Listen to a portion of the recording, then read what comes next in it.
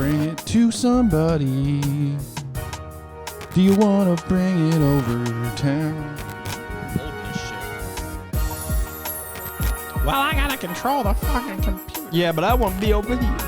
Oh, yeah. My thoughts over here in the corner are More impressive. the following.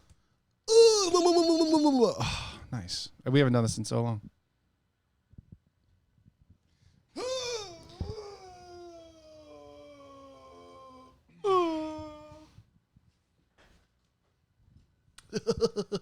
Looks good. Yeah, red, white, and you. It's been fucking forever. Hey, everybody. Hope you're doing okay. Hope you're doing average. We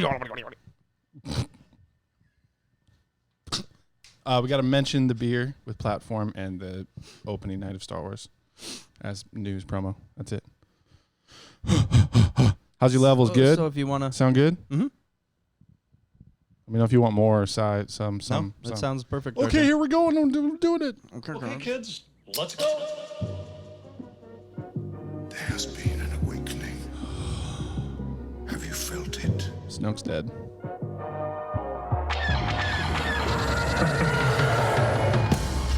Hello, what have we Is it bad I already have to pee? These guys are so funny. Kind of do. Hello. We'll figure it out. Holy Should probably run out and shit. do that, maybe. C3 No, we'll do penis something. face and R2 dickhead. Dickhead. Hello there. All right. Viewing. Identified someone you have. May the force be with us. Fucking A. Good day, Galaxy. Rogues Watching Podcast. This show is brought to you viewers. Like you. Brought to you by viewers. Buy beers like this. Listeners like jackasses and ham hawks. I am Mopar. I'm Commander Cody. It's good to be back in the studio. Yep. It's been a while. We've been doing the remote thing for a few weeks here, but it's nice to be back on the live stream and all that. Yeah. This show is about Star Wars and flannel. Flannel and beer. Flannel. This is a Flannel Wars. It's funny. Oh, yours is a zip up. Mine is much better, much more authentic. No, the zip up's way better, dude. Oh no, you gotta have the buttons. Fuck the buttons. Gotta have options. Fuck the buttons. But I like the zip up much more. Well, the hoodie flannel is the new cool thing. I think I like the hoodie. the flannel over much. 30s. I think is what they're good for. The millennials. Is that what we're called now? We've been for a bit. I feel like a lot of times people are like, "Oh, those millennials," and they never include people born in the 80s. Which is us. And I have Kind of. in like older people, which I say older, I say Generation X. always 32-year-olds and older. Well, it's like the 40-year-olds. Like they're not baby boomers by any means, No. and they're not millennials. So I feel like we slide more into that because we weren't. That's Gen X. Yeah, and I feel like we're a little more Gen X than baby. I disagree. I've never was a baby. I disagree. I was born by divorce. Millennials. Darth Vader cracked a beer, and then there was me. It's a cliche word and it's stupid, but it's true. It's what we are. Yeah, I mean, I feel like we got the best of both worlds, man. We were born when we now we're here. We were born when we were born. Well, no, I'm saying like electronics wise, like we were on the brink of the gaming industry, but We it were was the last very gen simple. that existed before computers took over everything. So it happened while we were growing up instead of like, our parents didn't know it at all. And then future generations, it was already around when they were growing up. So it's like second nature. But mean, to us, we were like bridging. We got a foot in both worlds. Yeah, and I really think that gives us an edge on everybody because we understand. Yeah, we're going to fuck everybody No, up. we're a lot better than most people. We specifically. But like for our older viewers, I always say viewers, older Do we listeners. have older viewers? I don't know. I don't think we do. I don't know. I feel like, yeah, for the first 10 years of our life, I didn't have a cell phone until high school. Like 16. what that really puts it into perspective. Like there's 5-year-olds out there with or not even flip phones, but cell phones. But that should put me in a basket That's right like there. a joke gift. That's a gag gift is a flip phone for somebody. Here, Like a burner. here, My father-in-law has a flip phone. order drugs on this, please. My father-in-law has a flip phone. It's only ever at the house. He doesn't take it with him. So it's like, what's the point of even having one? You know, my dad had a flip phone for the longest time. He's like, why would I ever need anything else? And then immediately when he got an iPhone, it was just YouTube 24/7, Yeah. and he sits there and he loves it. Yeah. old He's over music here, he's like, videos and concert videos. Look, and there's shit. a poop meme. Look at this. I'm going to share it to everybody. Memes and Mopar videos and whatever. Yeah, so Yeah. we are... Wanna So drink I'm beer? going to give you, while we kind of get the beer review ready, back on the beer times. Sweet. I'll give you guys a real sneak peek here. So I know we kind of Sneak peek of what? reviewed Oh, what we're going to talk about. kind of a live reaction review of the trailer. episode 9 trailer that But now recently we're came out. back in the studio, so we can even have the video running the whole time in the background and all that fun stuff. Yeah. Yeah, so we're gonna go through each character and our predictions for that character, all the major characters. All right. I do also have. I found a list that was the 10 moments that divided the fandom. So we're gonna go through the top 10 moments. All 10 of those moments happened in the last 4 years. No, I quickly skimmed through I it. know. And I was very surprised. I was very surprised. Let's just leave it at that. But Okay. we'll do the beer review. We'll get into the guess the scene, and then we'll get into the topics, fellas and fools. Fellas and fools. Those are the listeners. All right. So today we are drinking Rheingeist, which is we've drank it plenty, but it's out of Cincinnati. This is a newer IPA by them called Lynx. Have you noticed that they didn't like the cheetah, the lynx? What are some other? The Gorbonite, The Bobcat. the bob. That is, yeah. So it's a lot of wildlife, big cats, Specifically cats. Yeah. large cats. Do they have a tiger? This is Tiger. tiger. So I mentioned on a previous episode that I finally went to the brewery, Rheingeist, the actual brewery in Cincinnati, for a wedding. Great venue. And I think I had this on draft. Okay. It was pretty toasty, but I believe I remember You were asking toasty. for the Lynx. And if it's the one that I'm thinking of, it's very, very good. So I'm excited for this. So good choice Yeah. by proxy. Did you smell it? It smells extremely good. You forget how to do this. don't you? extras. It smells really good. The one thing I've always liked about Rheingeist is their cans are all the same, just the colors change. But it's kind of a nice little flavor, you know what I'm saying? Branding. Cheers on the... Branding. Drink it. Well, without tasting, it's really good. If you just drink it. Sloppiest sip of anyone's life. No, this is really good. Also, I got you a There we coaster. go. Yeah, but I want to be on brand. No, We're crossing paths here. this is the best brewery in Columbus and the best brewery in Cincinnati, combining forces, and then we just need platform. This The three major beer cities. is good. Oh, it even says something right here. Balanced IPA packs the hop claws to frisk with the big cats, but purrs pleasantly. No, it must be. Oh, it says it has a little bit of orange blossom, nectarine, and key lime, but they're very small traces of them. itty bits of the traces. Sorry, I'm giddy tonight. But it's smooth. It really smooths it out. So it almost finishes like a pale ale. So it's not so bitter, but it's kind of bitter up front. This is really good. Yeah, it's got like a fruity aftertaste. It like rounds it off. But it's not overpowered. It's not over like sugary, fruity. Doesn't taste sugary. It's not citrusy. Is I guess where I'm trying to go. It's Yeah. yeah. Yeah. It's good. I really like this. Yeah, it's a nice round off at the end. Do you want to keep sipping on it before we do anything? Yeah, let's keep sipping. I also realized that we really need to do a training. We need to do like a 2-day intensive weekend training on beer terminology and everything. Just have some beer offs. I And feel like we really don't know what we're talking about most of the time. this one tastes like beer again. This has beer in it, and with different flavors of beer. This one they put in a can. Hops were used to create this with beer flavors. No, I meant with Alex, who I'll talk about a little bit later in the episode, but he was like, yeah, you guys really don't know anything about beer. Yeah, but that's from him, so it doesn't matter. He doesn't either. Huh? But I guess this is a very heavy mix. They got Citra, Cascade, Mosaic, and Amarillo. So they just did a mixed bag and tossed all this. Amarillo. The quesadilla. Mosaic and Cascade are some of my favorites. So they done well. Mosaic and Centennial is up there too. It's better on draft, but I like it. Really? Mm-hmm. I'm already getting mad because this is really good. I haven't had a good It's very IPA. good.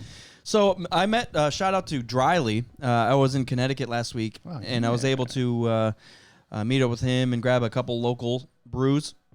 The beers up there were very underwhelming. I feel bad saying that. Oh, no. Where at? Connecticut. Well, what specifically? Like what town? Hartford, Connecticut, which Oh, is kind nice. of close to the Massachusetts border. Always wanted to go to Hartford. I didn't go too far away from even the airport, unfortunately. I didn't even get a rental car. All the meetings that I had were local right there. But so he picked me up and went to a kind of a local like beer spot. And there was one of them that was like ice cream man. And he's like, dude, I can't even believe they have this here. Like, you're going to love it. And I was like, yeah, it's not bad. But no, it's always cool to try different local stuff. That's the point. But yeah, so shout out to Dryly. He even told me not to call him Dryly, so I called him Dryly. What's he want to be called? Royals? D-Love was his... I'm not going to say that. That's what I said. I'm not going to say that. What else does he want to be called? I call him from now on. I don't know. What's his least favorite Star Wars character? Right. Anto.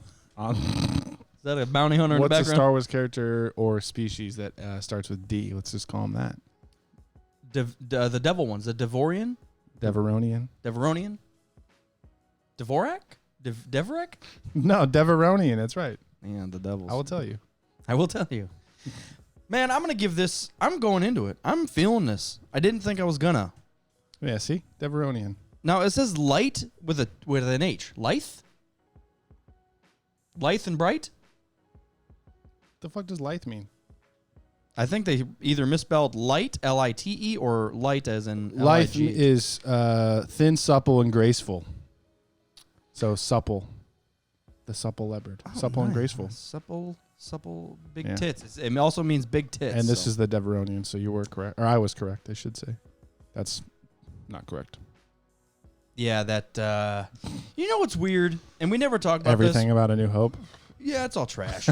No, the other thing that happened was we got some gameplay of Jedi Fallen Order. Yeah. It was a whole IGN preview, which was cool. Yeah, so I guess some people were able to play a Cheta of it. So, but some high hopes for it. I feel like you're starting to come around Yeah, we a talked little about bit. that last week. Yeah, but I don't remember that. Just briefly.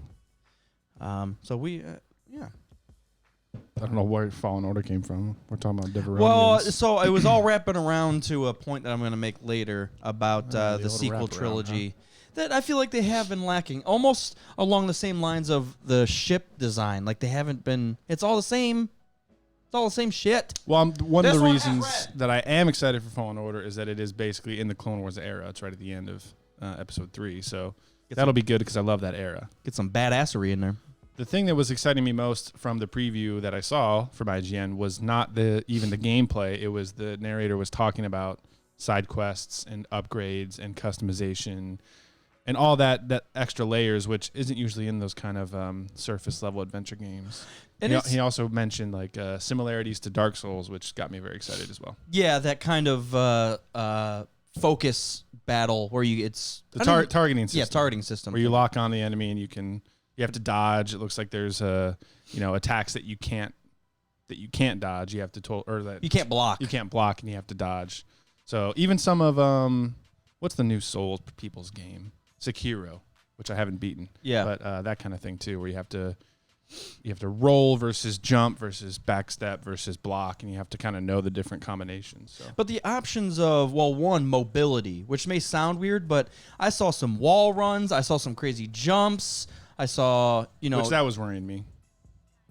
That it was just going to be wall runs and that was it. Wall runs has been overdone. I don't love that gameplay, and it also looked like there was a sequence where he was wall running on different walls for like 30 seconds straight. I did see that. Okay, I feel like after I do that 5 times, it's going to be boring. You know what? That was actually one of the sequences that I agree. It was like 3 wall runs, and then he jumped on this like plant, which plopped him up. I was like, Yeah. Are we playing Mario here? Yeah, I don't like any of that. But you know what? That was kind of so we're getting there. So the Deveronian species. I feel like the sequel trilogy has been very lackluster on a depth of new species. They've just been calling upon the old species. I disagree. I just think they haven't been featured as like major characters. So how many? Maz isn't even a species. She is. It's just not named, I don't think. But there's no background to anything. And I like to put it in perspective. I get that episode 4 cantina scene. There's no background to any of those fuckers either. But Yeah. This wasn't really where I was going with it. I mean, they show different things, but it doesn't. None of this even means anything to me. Well, be honest, nothing in the cantina scene means anything to me. Yeah, but they follow up with a lot of it. Well, because it's fucking 40 years old. Like a Rhodian is. You know, one thing I hate is this Edgar Winter fucker. That's the worst alien design I've ever seen. Is that? Wait a second. Is that the lead singer of Danzig? No, it's Edgar Winter. Jesus. Wow. You know Frankenstein? You're very mean. Sorry. Well, I'm mean to the alien, not to Edgar Winter. Edgar Autumn, at least. Jesus. Oh my, what is this? Frankenstein. Yeah. I can see where you're coming from on a surface level, but perhaps you just haven't been paying attention.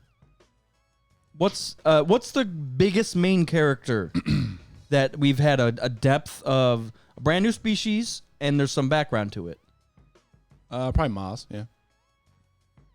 That's it? Seriously? And there's no You said background. the biggest main character Exactly. that's a new species. That's I would my probably say issue. Maz. That's my but issue. then you're referencing the A New Hope Cantina scene, and none of those were main fuckers. My point is, like, They have backgrounds now because somebody wrote a book, and they're like, no. Every species Episode 5, they introduce, well, is it 5 or 6?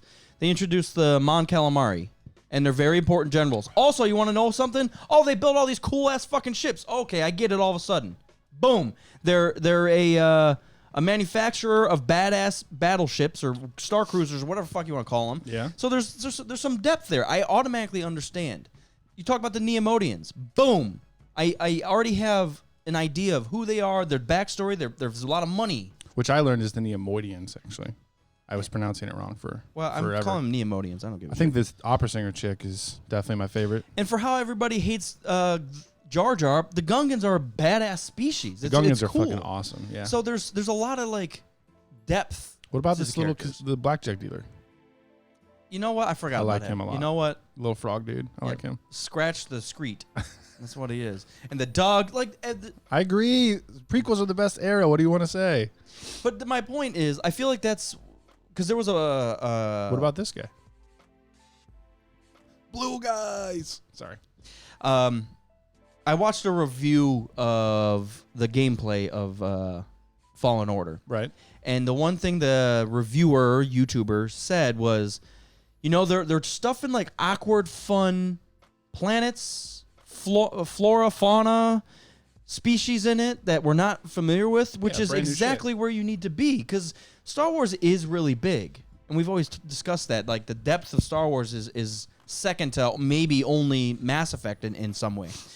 So, Yeah, good point. like, just adding, but it can be goofy, like a devil dude sitting in a bar. You're like, that's really fucking goofy. But then you start looking at it, and there's a breadth of backstory and you know, culture and all this. We haven't really got a lot of that in the sequel trilogy. It's one way or another. I'm okay with it. Like, as long as you kill it, yeah, like in a good way in a film. I don't know. I think we just haven't gotten, background stories on all these fucking characters or species. But they're there. Wouldn't it? It's not like they're missing. Wouldn't it have been cool if this is gonna sound weird, but like if Poe was like a different species other than human, like that is someone, something that we need to bring up. I do feel like they're very wary about making main characters not human, and I have a problem with that.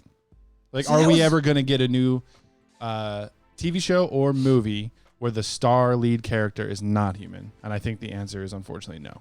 The Mandalorian's closest we're going to get because he's got armor on. You can't see his face. like what's the biggest? Chewie, he has to be the biggest non-human. Right, but he's a sidekick. Co-pilot. Yeah. Yeah, it'd be cool. The Duros in Battlefront 2 was one of the most badass, short-lived characters that I've ever seen. I forget his name, but he was so Oh, yeah, take Shriv. charge. Shriv, thank you. He was so take charge and know what the fuck's going on and just like get the fuck out of my way. I need to do this. You know what I'm saying? I do. Shriv is awesome. But That it'd was be a fan cool. favorite from Battlefront. I just don't want to live in this era where we watch the movies, but to know anything, I like this guy. we have to go to the comics or something. Like it would be. Yeah, but that's how it was in Star Wars, though. No. Yeah, it no, was they in went the to original. Kashyyyk. Remember when they went to Kashyyyk? No, I'm talking about. Think about Episode 4. You watch the movie, you have no fucking clue who's sitting in the cantina until you buy a toy and it's got a fucking paragraph about their backstory. Right, yeah, but Star Wars has grown immensely since then. Okay, And the well, these prequels- movies are just very recently made. But the prequels open that door so much, and now we're on the other end of it where it's been shut. Well, that's I why feel the prequels are the best era of Star Wars. I'm not saying I don't like the new ones, but I do feel like they're limiting it. And I would be interested if they would ever roll the dice and do a non-human.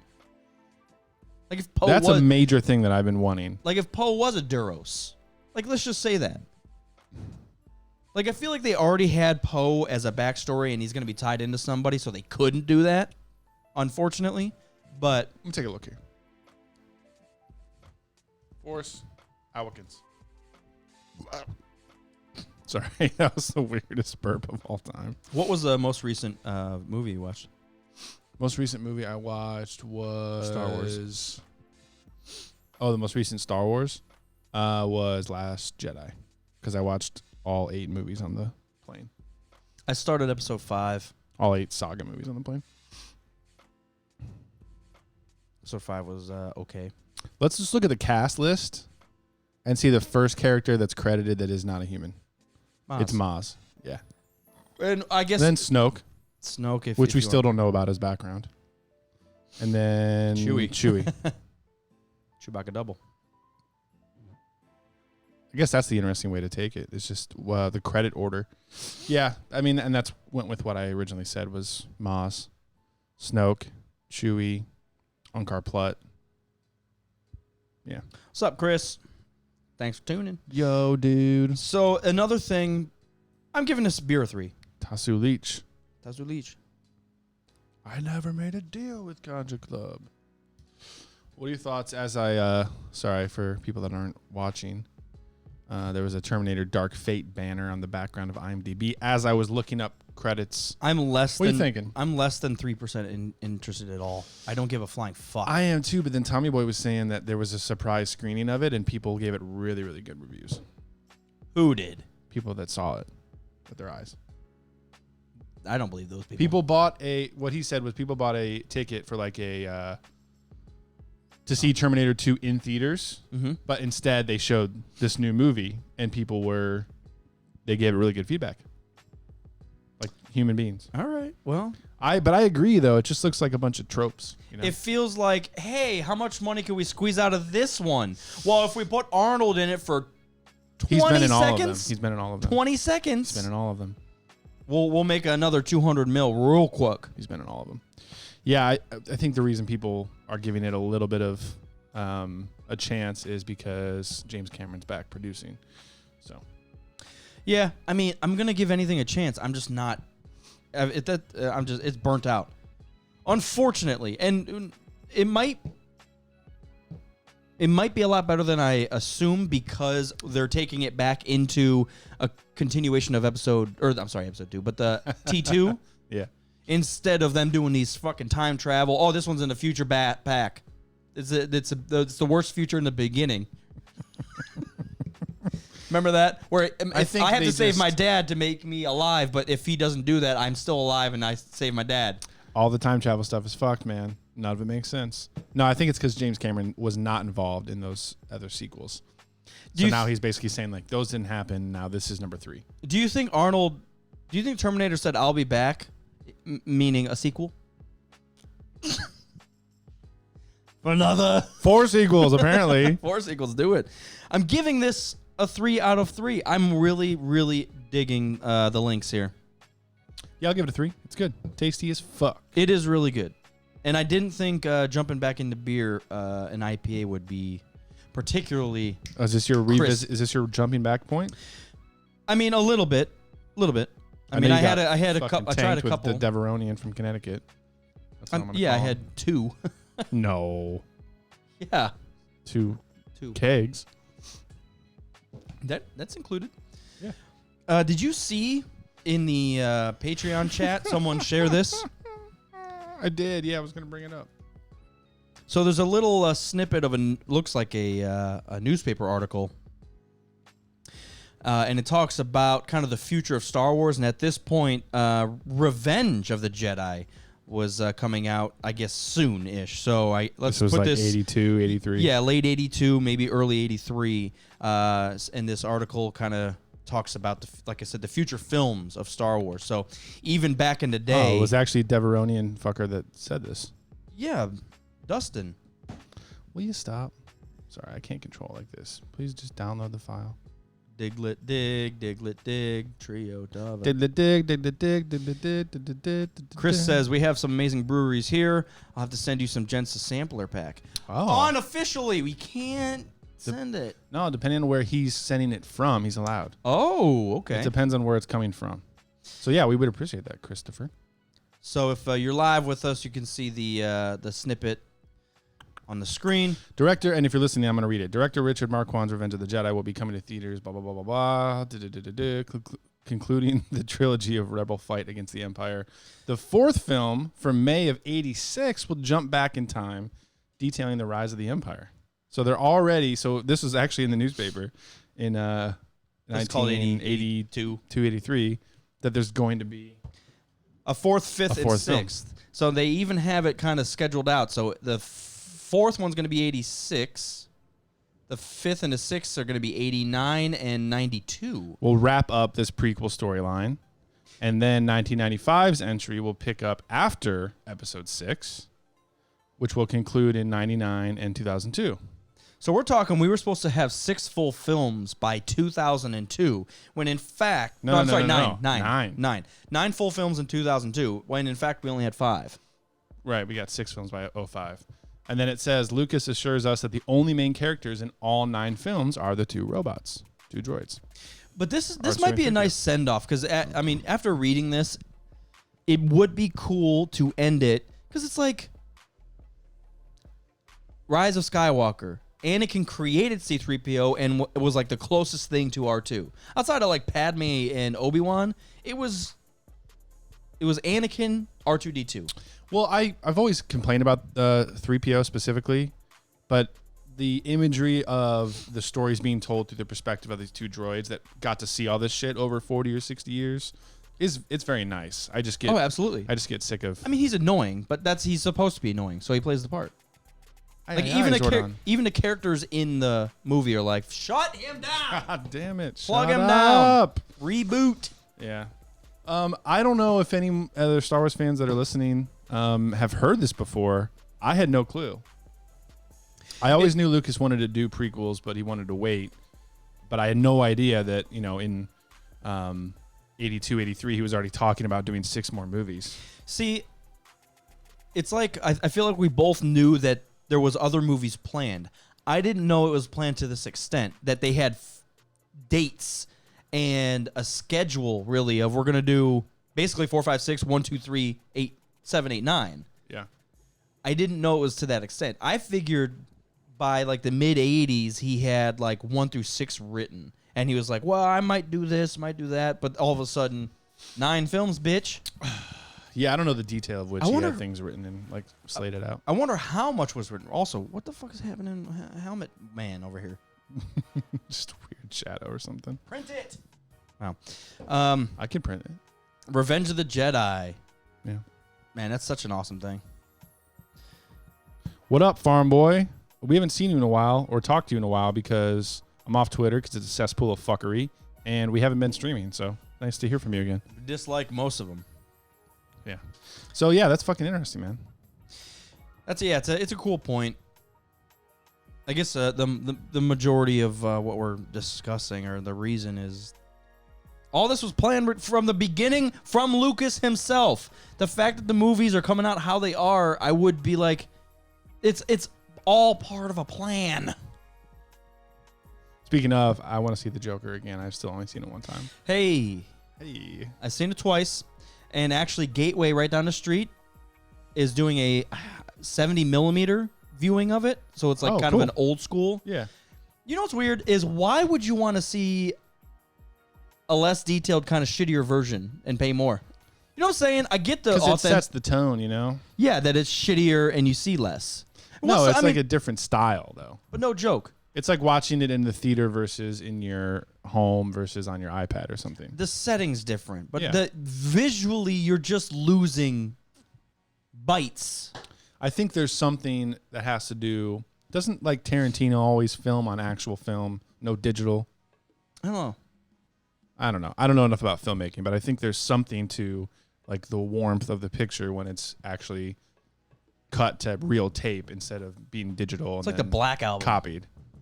They actually cut the tape. There was no Pro Tools in '91. I think there was. No, they even say it. I've watched the documentary so many times. I need to watch it again. Yeah, they still, because you can see Joker was phenomenal. Joaquin was beyond memorable. I want to talk about this. That's good to hear from Fucko, though, because I know he's overly critical. He never listens to Never our listens. podcast.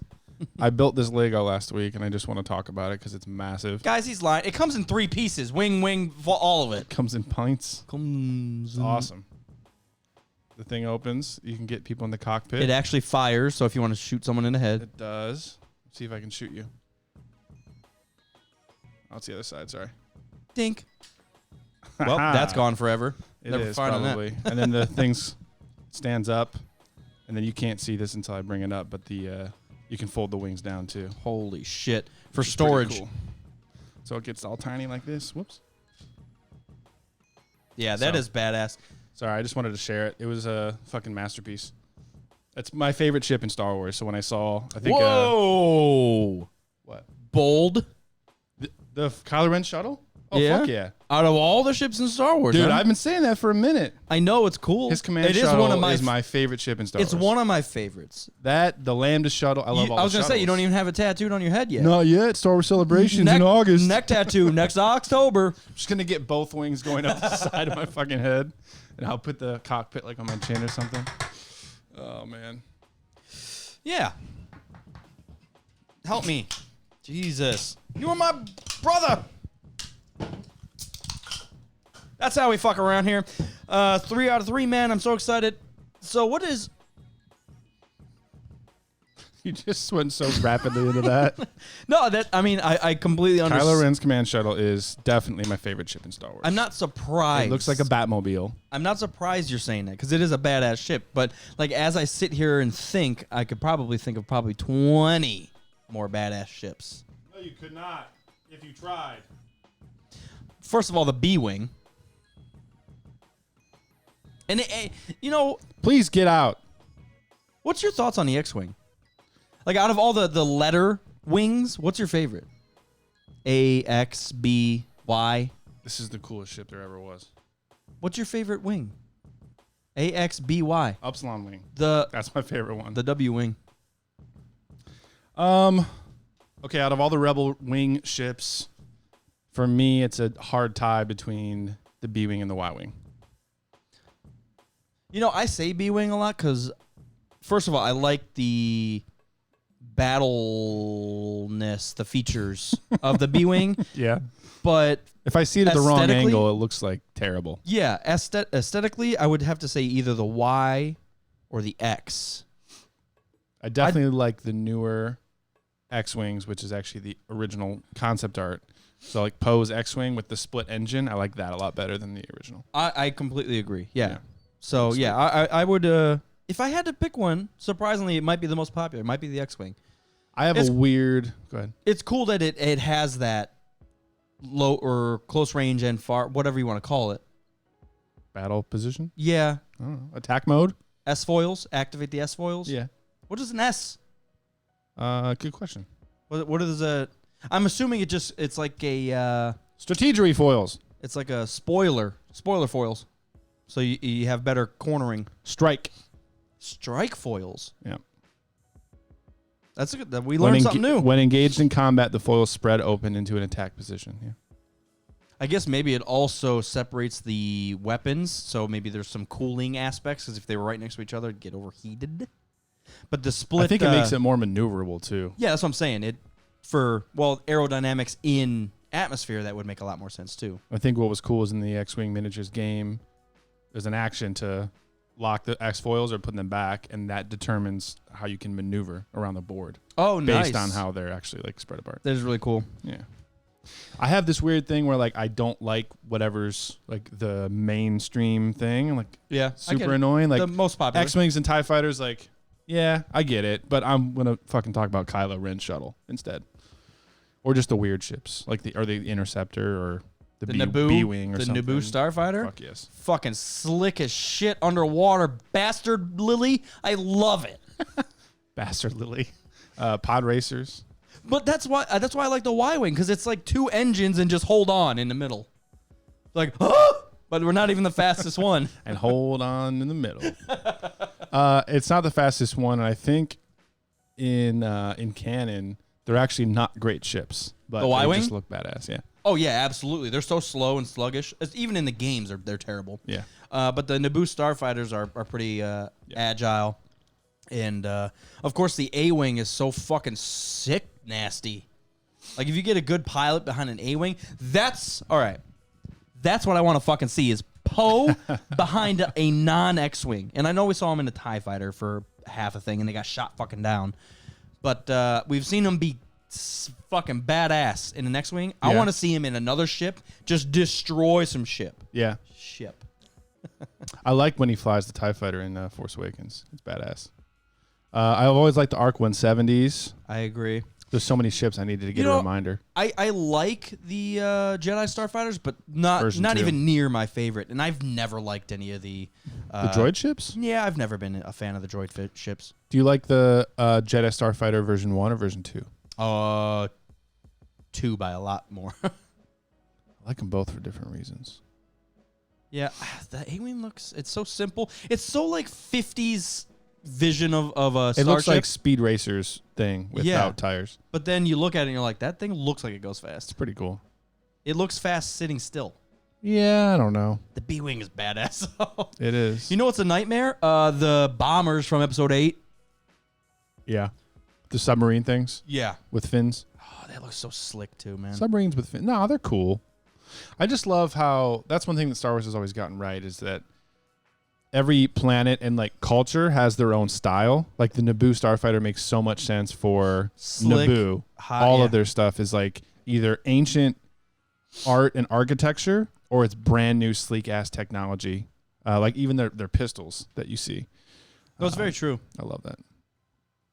I like a lot of the droid stuff. This thing? Yeah, that's the bomber. It's okay. Yeah. I much rather see the Y-wing, especially the Y-wing Lego. Looks fucking badass. That's one of the new ones. I almost bought it, but I bought this instead, and I'm happier with the Kylo Ren's Federation ship. command ships. Is he talking about the donuts? These? Those are unique. I don't mind that. There's like mini Death Star with a fucking city wrapped around it. I'm more talking about starfighters though. Yeah, but that is cool. No, I love that. Precursor to the Death Star too. It With the also big orb. it also makes like superior sense. What, to have a command station? No, I'm just saying like the physical shape of it to be more of a communication thing to control battle droids down on the surface. Yeah. That it looks cool, man. Yeah. I like the U-wing a lot. I love the Lambda shuttle a fuck ton. This was my favorite before Kylo's shuttle came out. And they're all just kind of different iterations of the same shuttle. You know, another one that we haven't really touched upon is Kyle Katarn's the Hawk. What is it? The Hawk, yeah. His ship is actually pretty fucking badass. Let's talk about how terrible Tarkin's ship is. Okay, what are you trying? It's just like a dildo with points. Have you? Stealth Corvette. Some dildos do have points, I think. On purpose? Yeah, you remember the? Wait, what'd you just tell me to look up? And then Kyle we're going to leave this because people that are listening are like, I can't see anything. What are you talking about? Kyle, first of all, before we go forward, look at that. Like a double. Looks like a U-wing with the Millennium Falcon thing. See, that looks fucking badass to me. Even though how clunky it is, it looks cool, looks man. so 90s Windows Star Wars game. Like this is the best we can do.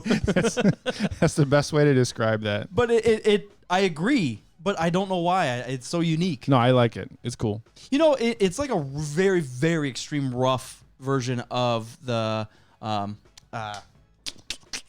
Mass Effect Normandy. Oh, yeah. I do kind of see that.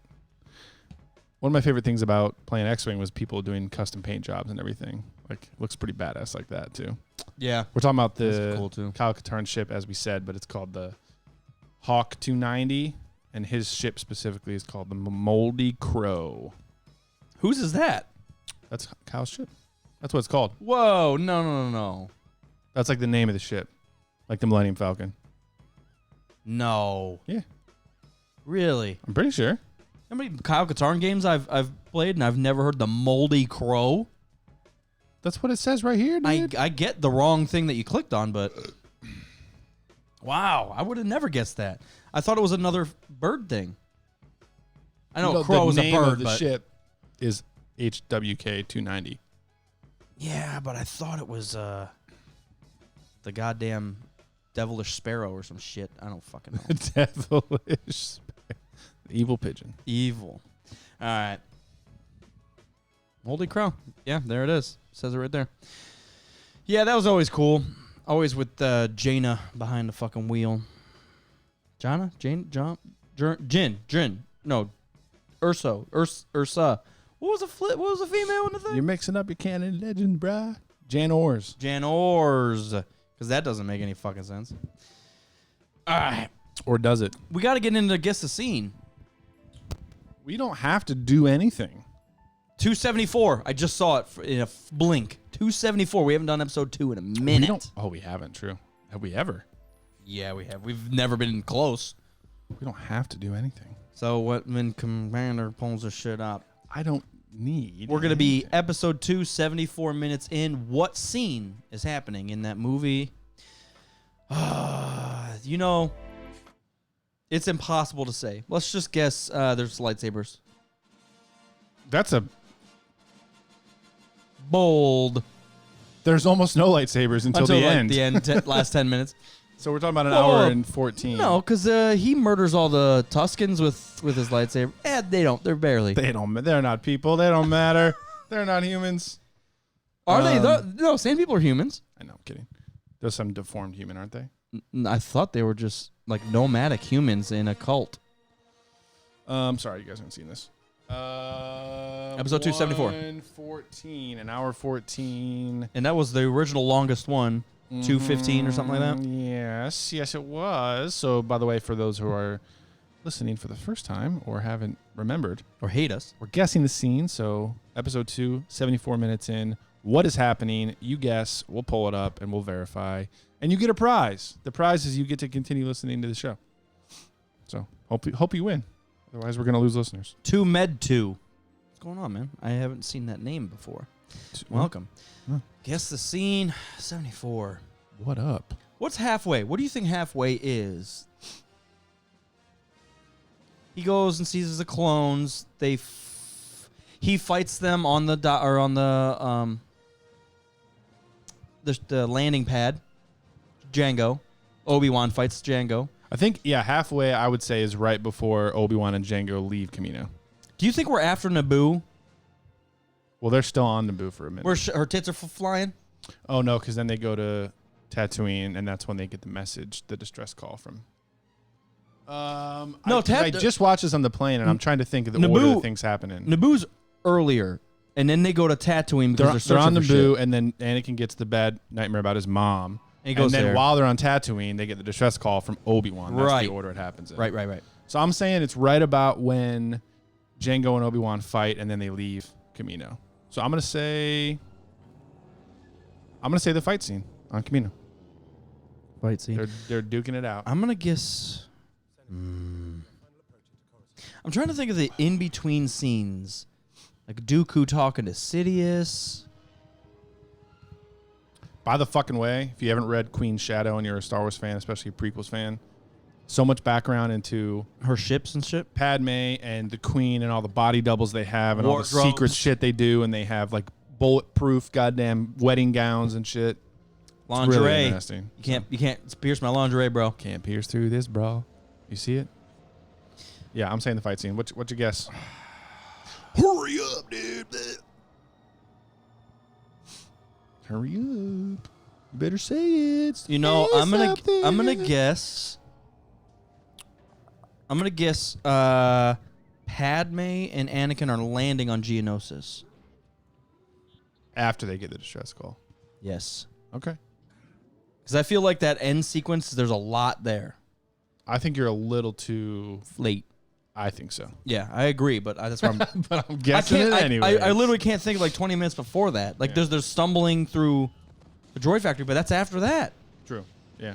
So yeah, that's where I'm gonna be. Farm boy, I see you. Fuck you. Don't. I got a lot to operate. Wish you could see my studio right now. All right, we're scrolling to 114. Wow, I'm close. I'm jumping to 1. Oh, you know what's gonna be And happening? Django's just about to leave. The Depth fight charges. scene's happening. I'm fucking. The depth charges. I lost.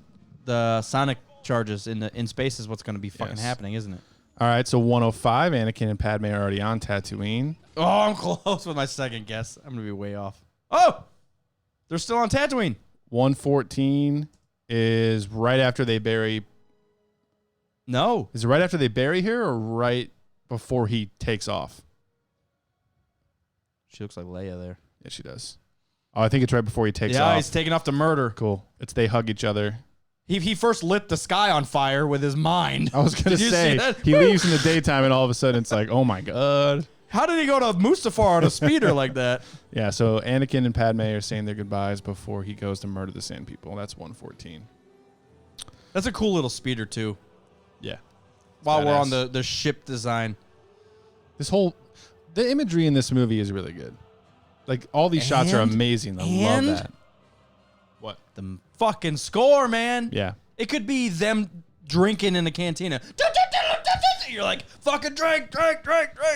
Although Tommy Boy and I do kind of poke fun because this is the same time that Harry Potter 2 came out, and the scores are oddly similar. Both done by John Williams at about the same exact time. So You get in the mindset, man. yeah, especially for the chase scene. Like there's a part of the Quidditch match where that sounds just like the Coruscant chase scene. It's like the same fucking music. But hey, what are you gonna do? He's like 105. I think this will be his last movie ever.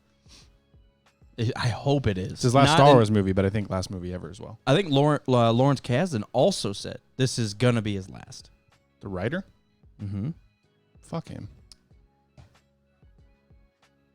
Honestly, you know, I appreciate everything he's done. I do feel a particular way with him.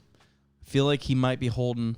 I think the fact that he co-wrote with JJ makes a lot more. He didn't write this one though. He didn't write 9? Not 9. No, the dude that did Batman vs Superman is, Oh, which yeah, I am a huge fan of. So I'm on board with that shit. Well, especially with the director's cut. Like if they release it the way the dude wants it, like there's a lot there, man. Let's see. Writers: J.J. Abrams. Oh, they got 5. Jesus, I think Lawrence Kasdan is one of them. J.J. No, he's not. and Chris Terrio. Yeah, and Lucas is obviously credited. Colin Trevorrow is credited because he was on it originally, and Derek Connolly must have been his co-writer originally, so they're still on the credits list. But yeah, J.J. and Chris. Yeah, so Kasdan isn't involved. Look at the cast list. Who's first and who's not. What do you mean? Maz is before Ray. I think this will change once it actually comes out. That's impossible. Yeah. Lupita probably has a. Lapita Labrita. She probably has a higher. Is there rankings in Hollywood? I don't know how that works. She's probably higher up on the list than Daisy in general. What? But in Star Wars specifically, obviously, Daisy No, is the just lead. because of Star Wars. What else has she been in? A ton of shit. I'm not familiar with her. That's a true question here. Oh, okay. Yeah. Yeah, I've seen her in Black Panther, obviously. What else? Us. I haven't seen Us. I don't know. Jack, Jay-Z, Wait, Queen, Little Monsters. Jungle Book. A bunch of stuff. Okay. Was she more Star Tours? Was she more a voice actor for a lot of them? No, she's in all this shit except for Lego Star Wars and Jungle Book. I didn't know there was a Lego Star Wars Force Awakens. There's Lego Star Wars everything. Lego is like the biggest Star Wars thing that they have. Sorry, I keep forgetting to switch the screen over there. See, Farm Boy? See what I have to pay attention to? Stop tagging people telling us we're decent humans. Fuck Mike off. Padilla. Fuck off. Rural Farm Boy. What's a Quidditch? What? It's a game. Well, it's when a Quidditch is when she bends over and you're bending over, but they're opposite butts. You're at a you're at a Quidditch, I believe. Didn't you read that on the U porns? Yeah, it's similar to cabbage. But it's a U cab Quidditch. It's like you both quit halfway through. Quidditch is... You just gave up. Quidditch is soccer on broomsticks. You're both a little too sticky and not enough satisfied. Remember the Quidditch. The Quittage of 74. Were you there? 74. Wow, I wasn't forgot alive. you're I'm a a millennial. millennial. Remember? Wasn't Yeah. alive. Pits and tits. All right, let's get into Quittage. Saying that. He's yelling at me again. Stop it. Farm boy, goddamn. We're having too much fun tonight. Let's see. I got my notes. If you guys didn't know, I sit and write notes. It takes me a lot, like almost 30, 40 seconds. Why? I do have a question for you before we get into the episode 9 stuff. Fucking ask it, we're gonna dude. be Just walking. ask it. I We're gonna dare be you. walking through a lot of episode 9 stuff. Fucking dare you to ask it. What is the most underrated lightsaber fight? And before you get into it, I'm saying there's a lot of obvious lightsaber fights that are great, that are people agree is great, like the Anakin Obi-Wan. Duh, fucking crazy. What is an underrated one that a lot of people like don't recognize as great and or don't like? Kylo and Rey at the end of episode 7. Kylo against Finn and then against Rey at the end of episode 7. I knew you were gonna say that because you're a sequel fanboy. My very first thought was actually Anakin and Obi-Wan versus Dooku. So that was my runner-up. My underrated, simply because it's so short, is Anakin against Dooku in episode 3. I don't think that's underrated though. But it's so short. I feel like I no don't one. think it's underrated. It's what, fourth in line in that movie, behind Anakin, Obi-Wan, Sidious, Yoda, the rest of the other ones. I don't think it's underrated though. No. Well, okay? Let me ask you this then. I'm ready for it. Obi-Wan against Grievous. That's what I'm saying. It's fourth in line in that film. I don't love that one. I agree. Because I really feel like just a CGI fest of him just swinging his shit and Obi-Wan just like does one little jab here and boom, boom, boom, one jab here. So the filming of it. And then he kills him with the blaster. Yeah, he just kind of, hey, you're going to cut his arm now and then tomorrow. That's not my favorite one. And I don't know. Tell me about it. I will. You said underrated. Underrated means one that doesn't get enough credit in the fandom. I feel like people Episode don't 8. recognize. Episode 8, Kylo and Rey. I feel like people know that one. People talk shit about that one so much. The fucking assholes that talk shit about everything talk shit about that one. That's not what I'm talking about. I think that was two of the biggest moments of episode 8 that a lot of people recognize, even if they think the film is slow or it's a little cringe, is like, yeah, the throne room scene with the guards is amazing, and Kylo and Luke's scene together is amazing as well. Let's go. I mean, okay. Maybe Like maybe I'm episode wrong. 1, Maybe episode 1, obviously. Mall fight. Everybody loves that. Everyone knows. The original trilogy ones aren't great, and they're like known as not great. Yeah. But even now, I'm like, maybe the episode 6 one might be a little underrated. 5 and 6 are fine. Yeah. 5's not fine, but 6 is okay. I'd say it's fine. They're swinging away like 5 is great because it shows that Luke doesn't know what the fuck he's doing. And then he gets hit with luggage. leading up to a bad lightsaber fight. Thank you. Stop proving me right. If you're gonna talk, I have it. You're got the wrong criteria for right and wrong. Right. Yeah. You use the words incorrectly, so you don't know what you're talking about. No, you think right means fast-paced fuckery. Underrated is what I was looking for.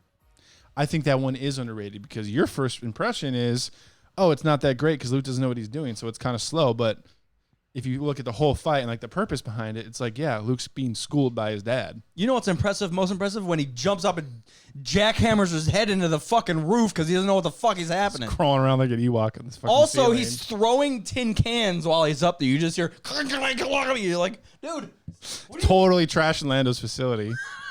you jumped Gotta come back and repair You that jumped into shit. the goddamn recycling bin up there. I don't know what you're doing, man.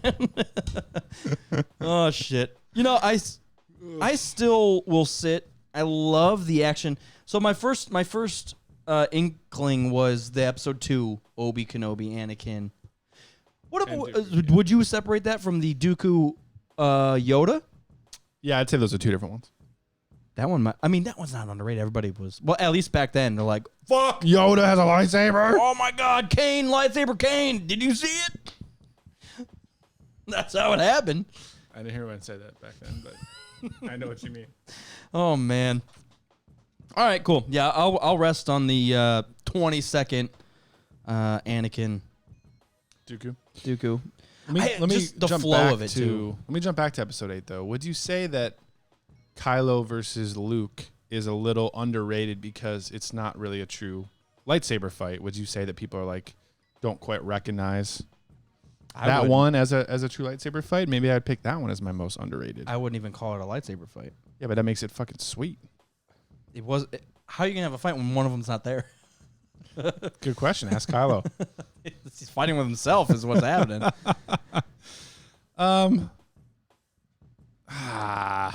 I'll stick with my choice. Yeah, it's not. There's Kylo versus Finn and Rey at the end of 7. There's no right or wrong. It's because it's a unique question because it leaves it up to, what's most popular and then what you think is still good. So, yeah. What is there any other ones in episode 1 that we're not thinking? No, it's just them versus droids the whole time until they meet Darth Maul. Oh, he does do a quick Qui-Gon and Maul on the but desert. That doesn't even happen. That's cool. Oh man. New bro says, or chick says, has anything they said make sense? I've only been here 10 minutes. That question's No. If you're looking for sensibilities, you're in the wrong place. yeah. I would rather Be hard pressed to say a full sentence around here. try to have it. We're also extra excited because we're back doing the live stream. Normally we just do the podcast audio only and remote. So like we're on extra jitters. You should also fucking subscribe or I'll find you. Hit the subscribe button, dude. All right, so let's get into. I'm gonna keep the 10 moments that divided the fandom for last, because while we're on the episode 9-ish stuff right here. Okay. So we watched the trailer. I'm impressed with it, but I'm not overhyped. Like it gave me a lot of like, okay, yes, and then that's where it kind of left me. It wasn't like oh, did you see it? Like Yeah, because I feel like they can't give much away. Which so is- there's no like super tease drops in the trailer anymore. but that's fine. I'm okay with it. Yeah, me I too, don't me too. need to be overhyped. It's fine. If they keep it close to the cuff, or what do they call it? Close to the heart. Close I'm to a the heart. super solid level of hyped, which I'm comfortable with. Yeah, I'm ready for it.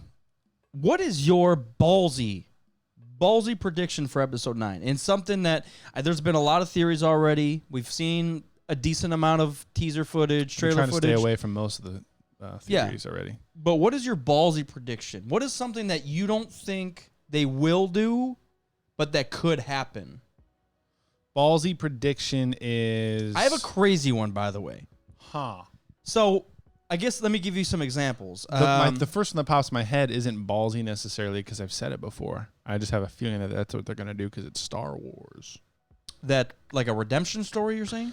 The redemption would be rolled into them having to team up for some reason. So either Kylo and Rey team up against Palpatine, or the First Order and the Resistance team up against the Palpatine, or the Knights of Ren and the Sith Troopers, or something like that. Like you're going to see them fight and then have a big realization, and then they have to join forces for a greater good. That's kind of what my theory is resting on right now. Not very ballsy at all, but I'll take it. Yeah.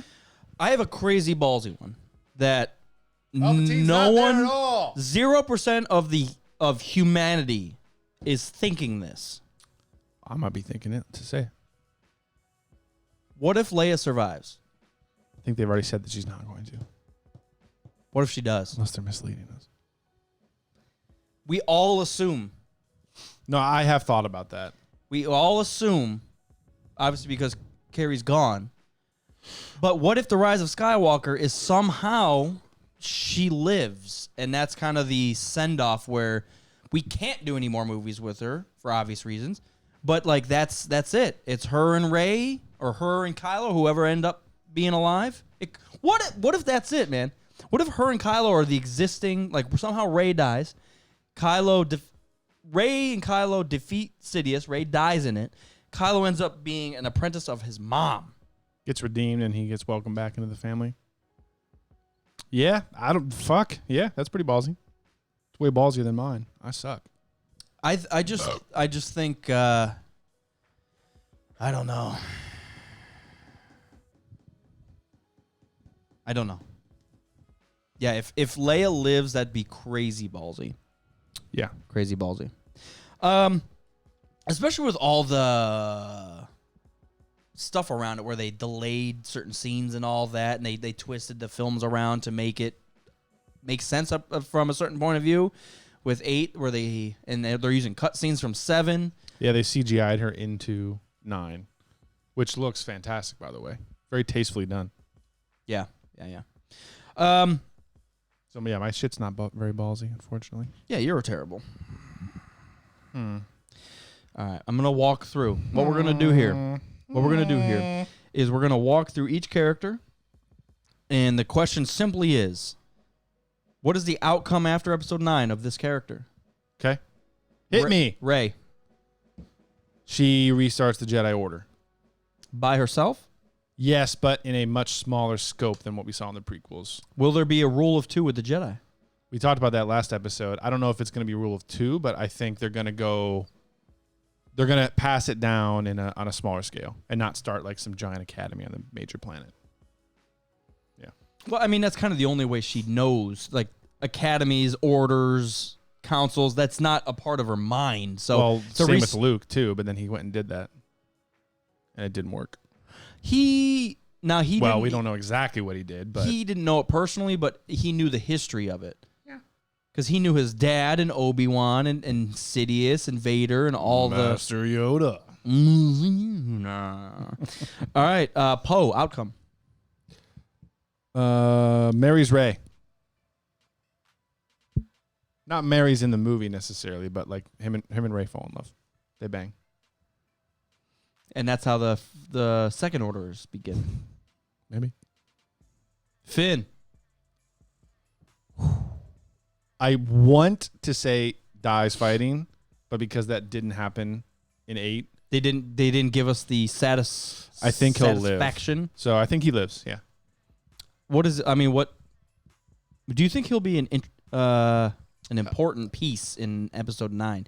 I feel like he saved Poe in 7, which is crazy. Yeah. 8, he was like wishy-washy. He faced Phasma, but he didn't. I know he did the Codebreaker stuff, but that was such a weird side mission. You forget about what he did in 8, though. I feel like a lot of people do. He had an entire an entire arc that tied him to the Resistance throughout episode 8. Yeah, Rebel scum. That's what he I would calls himself. say. If there was a book written after episode 9, that he's probably not necessarily a politician, but he's involved in the Republic or something. Do you? I guess that character-wise makes sense because he's so disturbed by the making things for the good guys and the bad. Yeah, like that needs to end. Anyway, Chewie. Fuck around in the Falcon. Still, do you think he takes over the Falcon and he? I would really like him to, but I also feel like he knows he's a better assistant. He's a better advisor, co-pilot advisor, something like that. Yeah, he's a second in command. So I would love to see him take over the Falcon, though. What's the percentage that he dies? You think there's like a 20%? Fuck, I don't know. Do you think it's like a 50? Do you really think it could be like they could easily kill him off? It's time. It's the end. I think a couple of things are going to get fucked up. I think 3PO's dead. That's part of your question that we'll get to. Sorry. No, I don't think Chewie dies. All right. I think it's a small percentage. We're getting into the interesting ones here. Sidious. Obviously dead.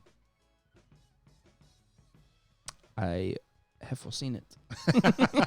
He has to die. This is the culmination. He He's already dead. died. What do you want to have? But he has to be completely gone and totally no question of him ever coming back after this. How do you want him to die? At the hands of a lightsaber? I can't say because I don't know in what form he's back. At the hands of a lightsaber? You can't kill a spirit with a lightsaber. I know. Luke tried with Obi-Wan. You got to kill the Horcrux. Obi-Wan won't stay out of my Kylo tried with Luke. Drobes. Leia's outcome, you think she's gonna die in the movie? I do think I don't think she's gonna die in the movie. Whoa, sorry. God damn you. I don't think she's gonna die on screen. Why not? I just don't think I just don't think they would do that on purpose. She's not going to die on screen, but she's going to. Maybe they would. I don't know. I don't think she will. She survives. It's impossible. So you know She what? survives 9, but of course she's old. So You know what my thought is? What is your after thought? half thinking about it? half of it. I bet she died at the hands of a lightsaber. In what the plan was, that have her dies at the hand of a lightsaber in episode 8. That makes And sense. they're like, we can't kill her off like that after Carrie passed, so they delayed it. I disagree. Well, you don't have to disagree. Why would she be in the middle of a lightsaber fight? Maybe, just maybe, that the plan was never to have Luke sacrifice himself in the projection. Maybe Leia was the one that was supposed to go out there and face. I'm saying there's so many different ways you could do it. No, I disagree. Well, Moving on. one of us has to be wrong. Moving right along. R2. I'd be okay if he died. You know, out of the two, obviously with what we've seen on the trailer, it'd be cool if R2 kind of kept going with Rey. Let's assume Rey survives or something. If it was Chewie, Rey, Poe, They should and put R2 in the Falcon as like a record player. He's kind of retired. You know, he's about 60 or 70 years old. Pretty defunct technology. He should just sit in there and just play old messages for people. R2, shuffle. And then just... It's just the Leia message first, and then Luke's 'cause- message from Jabba's temple. Yep, and then Palace. Obi Kenobi from... no, that went right to the ship. I was saying for episode 2. All four. Awful. Scramble message to the old folks home. Aim for the eye. The Falcon. I think the Falcon might get destroyed or sink or something like Well, that. we see a crazy scene with it leading a fucking Armageddon. We of- already of did. Rebellion We already ships, did. So. We saw that entire fleet and it drops down in the front. Yeah, we already did. Yeah, I'm scared for the Falcon. I don't think it's... I hope it doesn't live. I hope it doesn't. All four. Lando. Not going to die on screen. I agree. Thank you. I completely agree. You know what? I'm They're not going to do that. You I'm know not. what I mean? I'm sick of it. I'm sick of. Hey, sick we'll of bring you. him back, kill him. Hey, bring him back, kill him. Hey, we'll bring her back. She's not gonna. No. You must hate Star Wars. Oh, no, you bring it up. It's all up to episode 9, isn't it? Part of the plan. Kylo. I saved the best for last. Kylo. Yeah, you did say the best for last. My thought on this is that I don't want to say necessarily redemption. Redemption leads to a new Jedi Order. Rise of Skywalker. Jerk it off. I mean, that's the name of the game. So are you going back on your old thesis that Skywalker was the new name for the Jedi?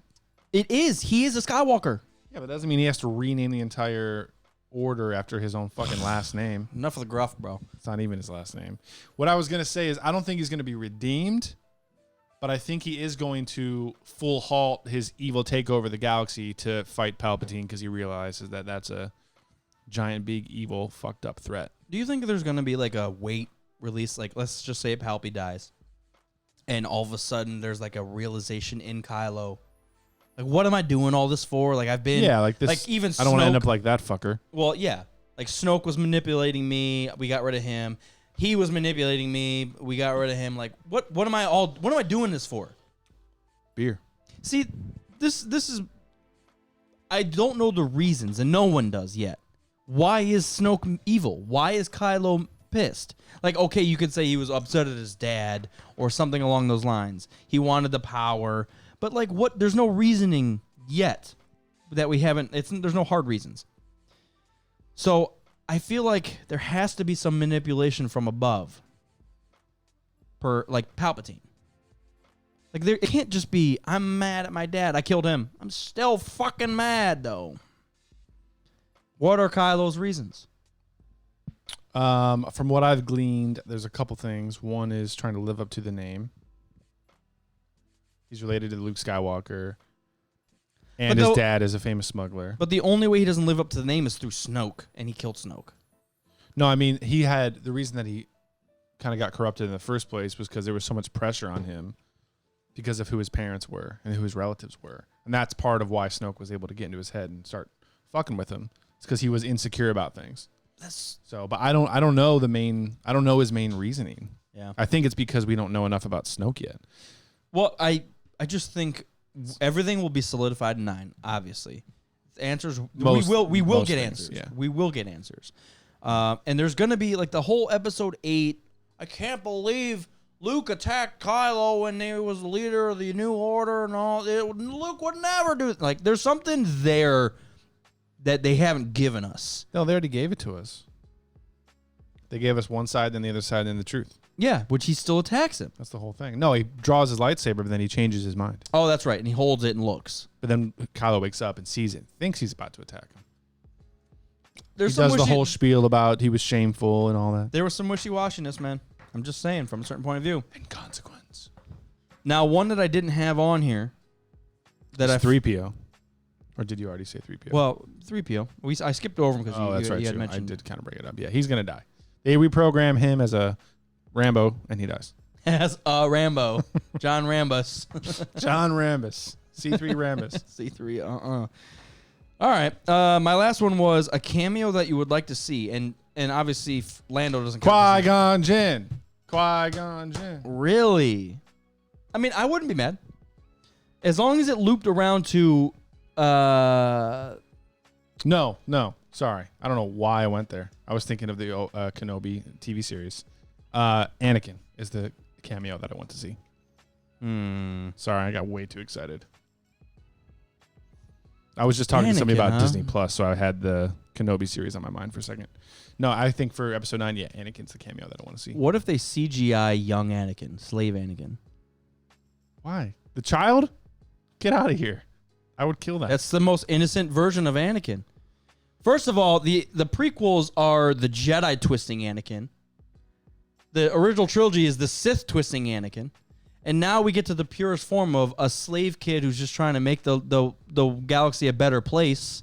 Yeah. It's going to pull a Mass Effect 3 and we're just going to see a fucking child at the end and you'd be like, hey, it's because of him. I think you think Hayden, as far as the cameo goes, like you think Hayden will have a little Force Ghost return? I assume bare minimum Hayden will have a voice ghost, not a visual ghost. You know what I'm saying? That makes sense. Yeah, I think there's going to be, if I'm thinking of movie tropes, there's going to be a sequence in which Kylo goes in to do a thing that he thinks he needs to do. And then he gets confronted with Palpatine, and then he has some doubt because, like, oh, this guy's an evil fucking demon. And then that doubt is secured, like, a few minutes later when somebody that he trusts comes in and is like, you can't fuck with that guy. Palpatine's evil. He's going to... So, yeah, You know what I mean? While you were saying that, Like, I'm thinking of, like, scenes in order. while you're saying that, my mind was going somewhere. You 'Cause weren't Kylo- listening to me. You're thinking about No, something else. no, it's building upon what you're saying. Fine. Kylo, while he uses the dark side, he's not necessarily evil. There is human thought behind everything he does. While he killed his dad and it slipped, I feel like he slipped into it there. He didn't have the balls to kill his mom. He, in our anger, rage, tried to kill fake Luke on Scarif, what's the salt planet? Great. Crate. I will never in my life remember Crate. But he's human. It's not like Sidious is evil and wants to kill people and murdered his own family without a lightsaber, in Legends. I feel like Kylo is a human, strong human, and he's just put in these situations and he's got to make decisions, and he makes bad decisions. It's a part of the fucking life. He's going to come across Sidious, who is actually fucking evil. My point is, in episode 7, you see true evil in a non-Force user, in fucking Hux, who wants to murder trillions using different ways, whether it's through his troops or through the Starkiller base. And even Kylo, while you don't see his face, you see him watch that beam from Starkiller, and he just stands there.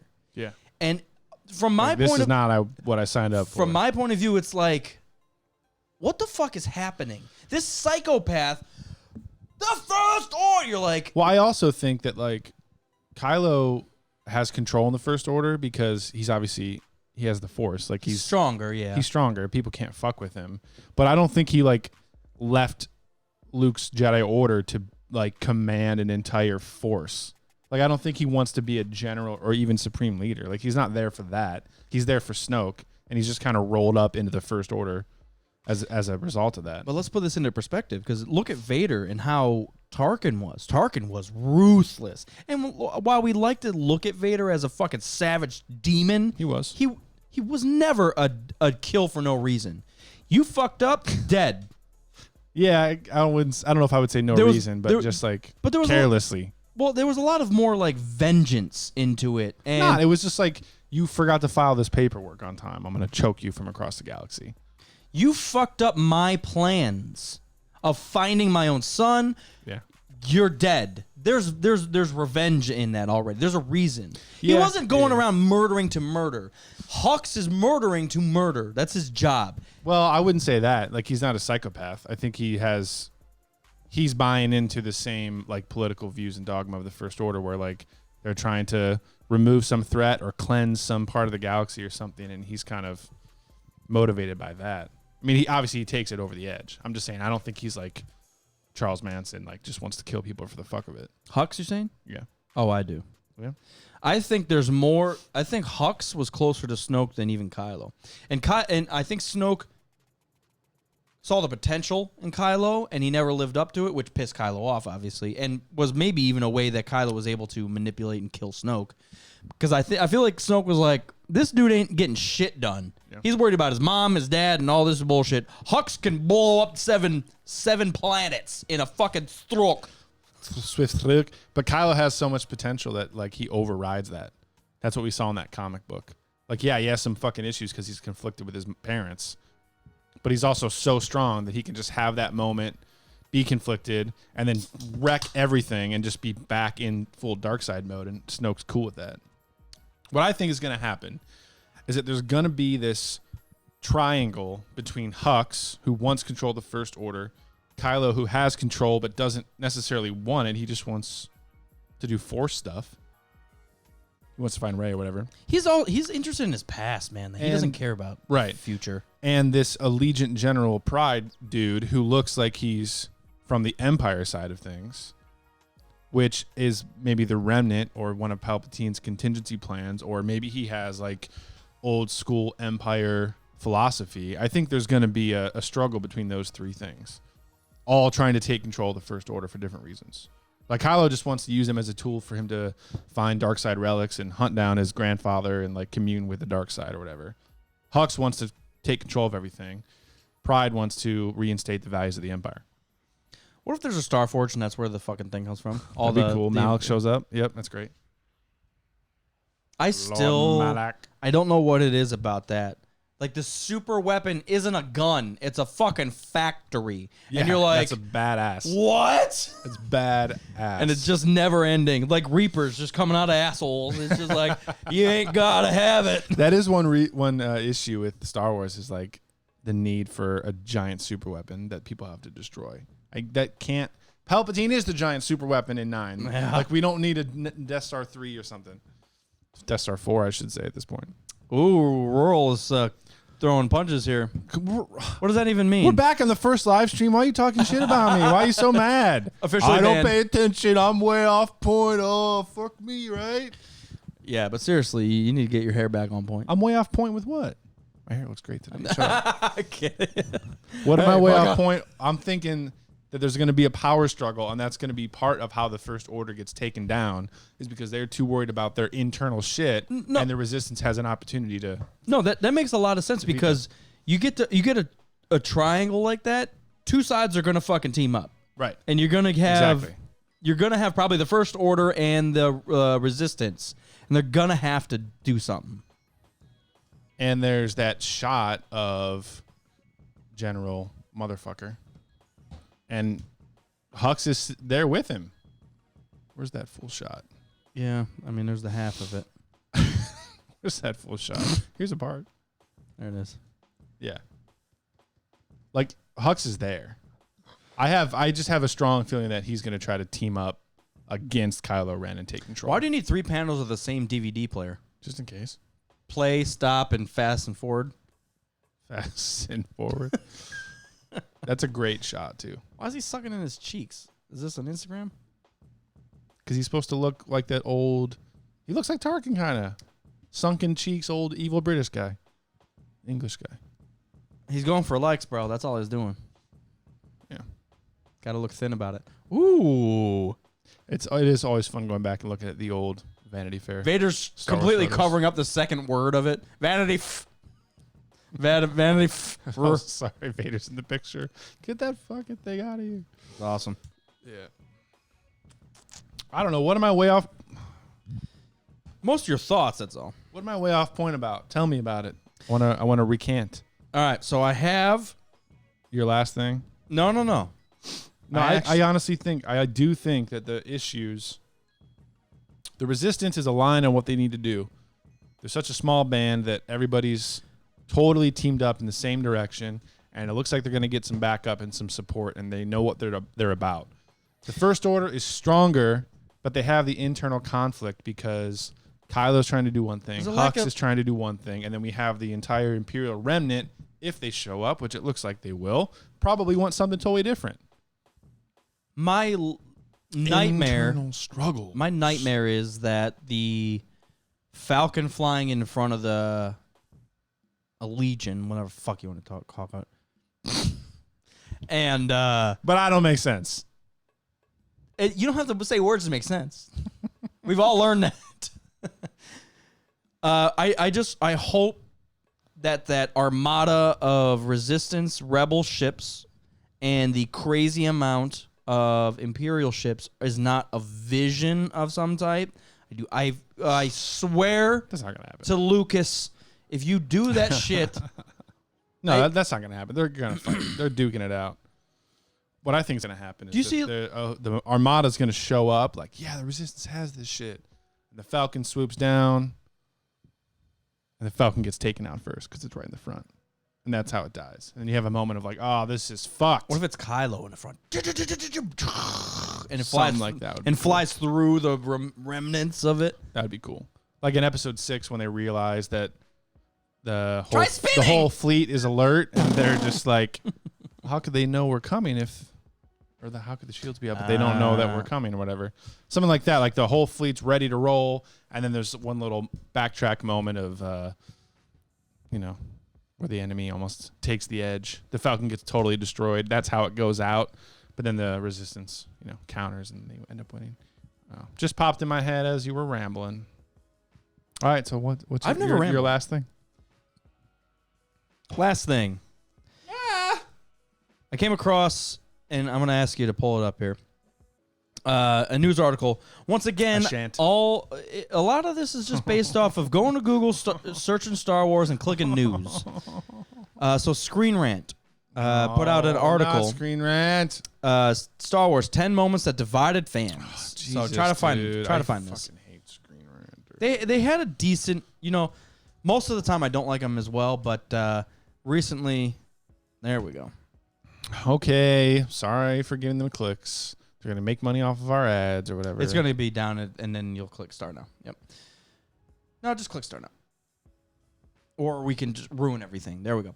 All right. So 10. Oh, sorry, I didn't know it was one of those fucking slideshow things. Well, I told you twice. Stop! You didn't say slideshow. All right. So 10 things that split the Star Wars fandom. Let's get into this because I do feel like this is a big issue. And for you and I, who gives a flying fuck if 30 other people hate it? Like, I'm going to go watch it and enjoy it or hate it or whatever it is. Yeah, I care about our small group of fans and friends. I don't, for the most part. That's All why right. Farm Boy hasn't signed up on Patreon yet because you don't care about him. That's true. He's So also number an 10, and I don't know what kind of order this is in, but the first one I that think comes it's up. 1 through 10, So we're saying we're getting to the number 1. So we're starting at 10. like the ultimate moment. Yeah. So in episode 8, Leia flies through space like Peter Pan, obviously from The Last Jedi. Yeah. I'm not sure there's too many people that are like, oh, I love that. I've heard some people, yeah, but it's not like a consensus. Not a single person ever. I've I'm heard telling people. you, I've heard some. I've heard people defend it. I have defended it. But Yeah, I think- I'm not going to sit here and be like, yep, that was perfect. Right. That was some imagery that I was just like, yeah, okay. Now, one thing that it does, I mean, there's ups and downs and pros and cons to all this shit. The one thing it does do is solidifies Leia's connection with the Force. It makes her look strong as fuck. Yes, thematically, and like if you look at the background and you dig it, break it down, it makes sense. I like the fact that it happened. It's just the shot itself is what I don't like. I'm not even sure I'm happy with the fact that it happened because I do think there's a million different ways you can do that, and this was a very awkward one. But What, the fact that she just like floats back to the ship? yeah, I like Cocoon. that. It's just the fact that she looks like she's like flying is the problem. She should have stayed in like whatever shape she was in and just like levitated back to the fucking thing. yeah. I mean, this is an obvious one. I don't want to shit on it. I wasn't happy with it. Even today, I feel like there's a million different ways they could have done this. Yeah. Now, the timing and exactly the setting, I did like. Kylo couldn't shoot. The First Order did. She knew it. You could see it in her face. She saved herself. Yes. I like all of that. But, yeah, maybe it is more the Correct. visual. Correct. Whatever. Yes. This is an obvious one, but we'll move on. Now, this is pod racing. So, the Phantom Menace in general. This was a hard fucking spike in the ground between OT. Wait a second. Is this the pod race sequence or No, just that line? The Phantom Menace. It's just the Phantom Menace. No, but this is the event it's saying is 9 out of 10. Is now this is pod racing. It's never talking read about the- the pod racing scene is highly divisive. Star Wars fans either really love it or really hate it. I've never heard a single fuck since 1999 say that they didn't like the pod race scene. I actually agree. I've never heard that before. It says on one hand, the actual pod racing is pretty cool, and it's fun to see plucky Anakin with a little pod racer compared to the others. No, I disagree. I assumed because first of all, I assumed because I've heard no one diss the actual pod race. It's one of the most fun things that's happened in Star Wars Ever. That's not with a lightsaber, Right. especially. right. No, but I thought they were just referencing the Phantom Menace in general No. because that would have been more of a spike. Because I feel like original trilogy fans are like, "What the fuck?" Well, is I'm this sure shit? it's higher on the list. We'll see. Well, we'll see. Number 8, the First Order builds its own Death Star. Yeah, and so this one I would say is like the fact that it's another Death Star, another super weapon. Death Star 3. Yeah. Yeah, I agree with that. No, I completely agree with that. I still have issues with that. Why are we building another Death Ball? We can't even do another shape. My defense is that it's cool that it's a base built into the actual structure of a planet. It's the same thing. But when you see it fire and it actually ends up just shooting like another giant laser beam, yeah, it's annoying. Huge issue for me. I love Episode 7, but that is like the buildup is another fucking Death Ball. Why can't we get away from this? I think they do it in such a way that I'm not like thinking of that when it happens, though. It makes so like if you want to talk about like technology wise, it makes sense. This one's bigger and stronger. Yeah. This one's like we don't just shoot one planet, we shoot 7. Yeah. I get it. Episode but 7 why planets. the fuck are we doing it again? Let's move When on. did you start smoking? The Ewoks show up. I was young enough that I Is saw it the Ewoks in general, or is it the fact that they... the Ewoks were a part of it. Like Yeah. they're just teddy bears. I agree. I wasn't there in 83 when the fandom was split, apparently, from this. But I agree. That's one of the cringe parts, and it's not necessarily them. It's the fact that they're attacking and beating stormtroopers With rocks. with rocks and logs. sticks. Like, what does your armor do, bro, if you have it on? This guy's winning. This guy's fucking PCP'd out, dude. This guy doesn't know where he's at. This guy's face melted. This guy's shitting himself right now. This guy's the drug dealer. Sorry, guys, you can't see this. If you're just listening, go to the fucking podcast. Yeah, I don't like the Ewoks existing in Star Wars. I'm okay with the way they beat the 501st. What Right. the fuck is happening? Entire Now- garrison of my finest troopers is down there to get their ass kicked by teddy bears. Now I feel like they had something there. Let's do an indigenous species that is really strong. They are archaic, and ancient in their technology, but they're fucking beasts. And they're bloodthirsty But too. then it came out like that, yeah. where the dude that sticks. It's just ridiculous. Speaking of, I think Yub Nub means something like sinister.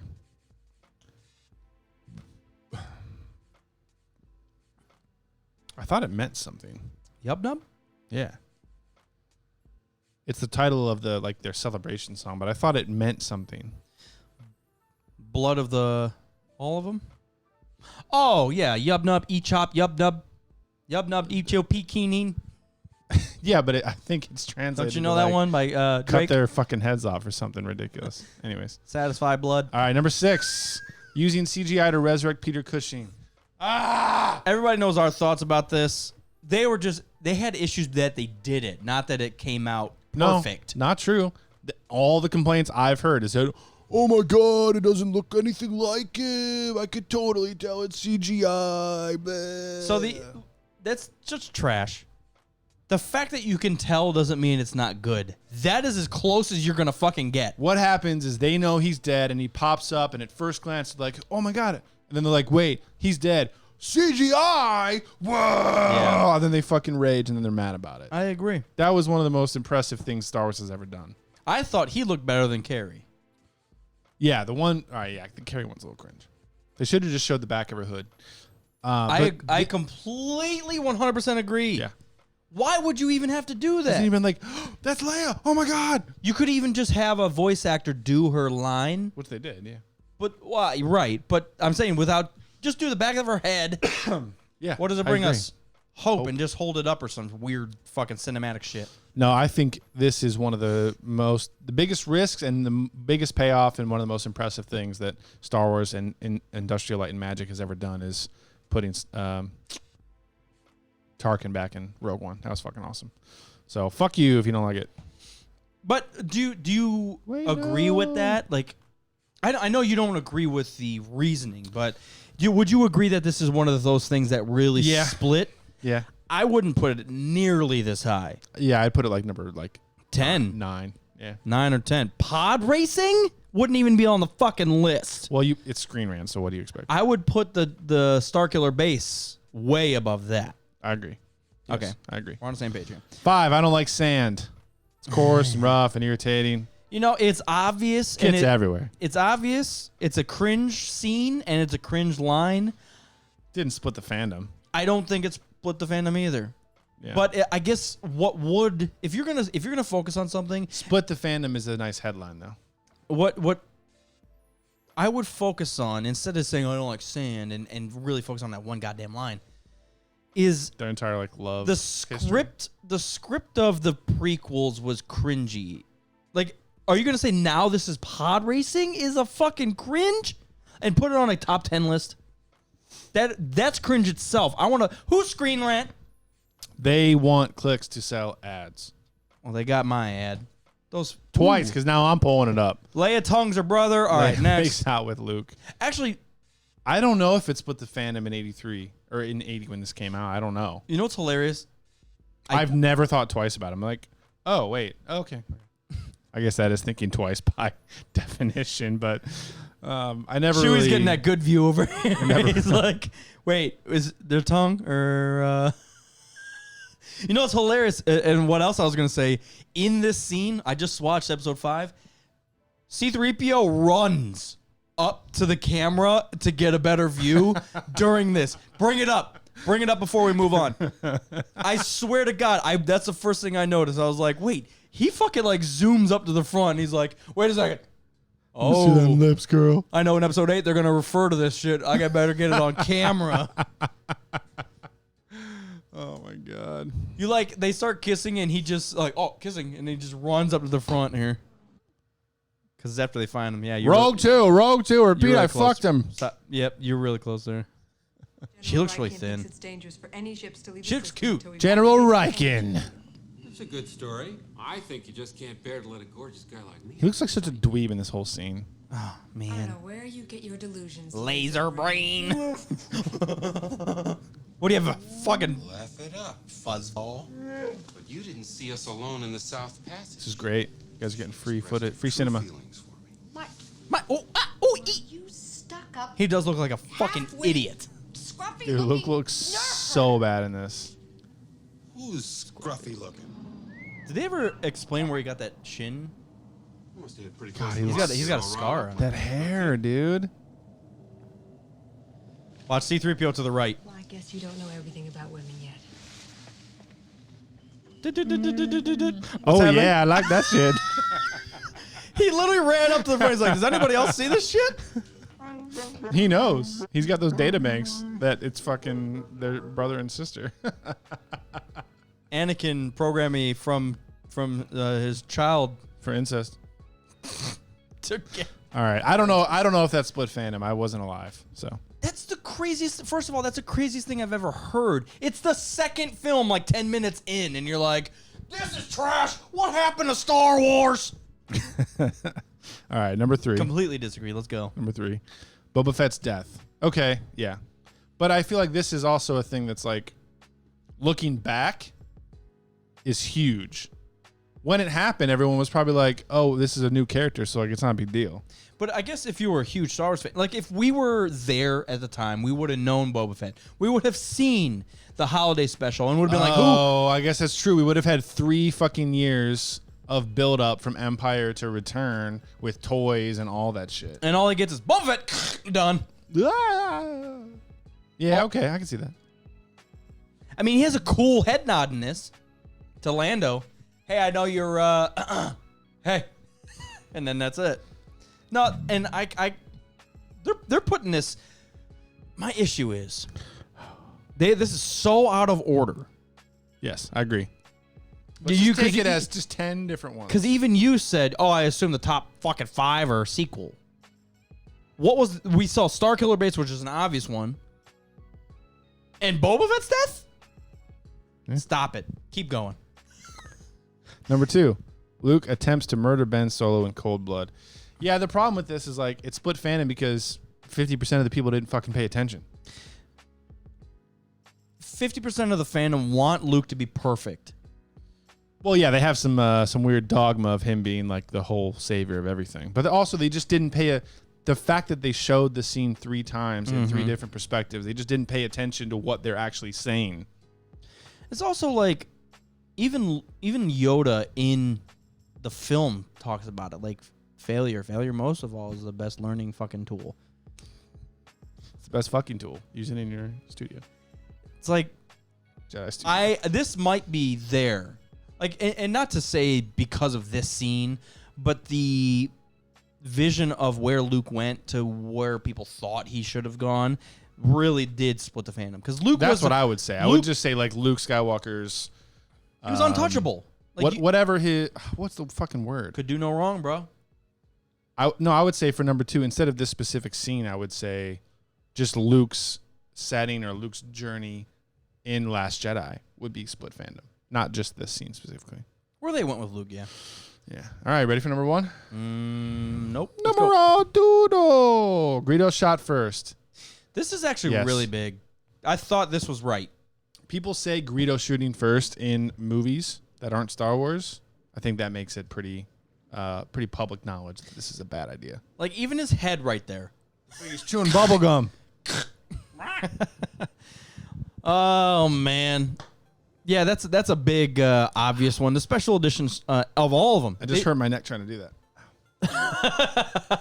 How'd you pull your neck? Podcasting, bro. No, Greedo shooting first. I would say just a special edition. They added so much shit. Now there was a lot of good stuff that people don't even acknowledge.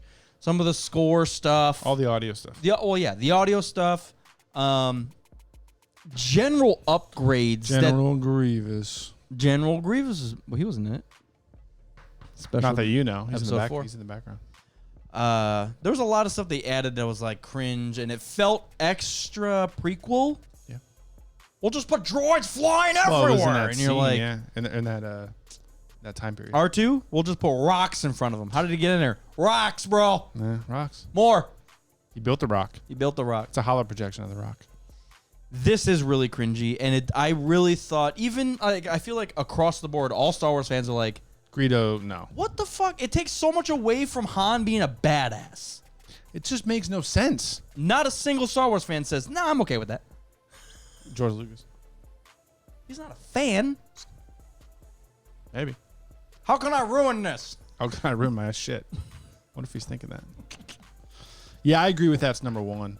I would say, yeah, so this list. Also, look at his fucking spaghetti hands. This list is very clickbaity. I would say, like, instead of Luke attempting to murder Ben, it would just be like Luke's journey. Luke's journey in Last Jedi would make more sense.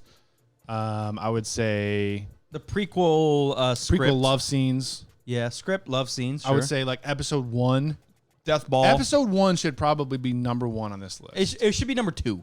Because even though I think it had a larger part in it, The special edition. the special edition, Yeah.